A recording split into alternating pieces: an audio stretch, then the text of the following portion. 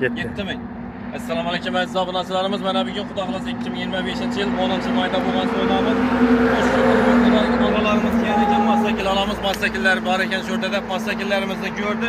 Xudo xolasa saylab WhatsApp sport firma masakilimizni oldi. Og'a tabriklaymiz masakillarga. Qutlug' uzoq bo'lsin, yaxshi kunlar mining. Nechik masakillarimiz yoqdimi?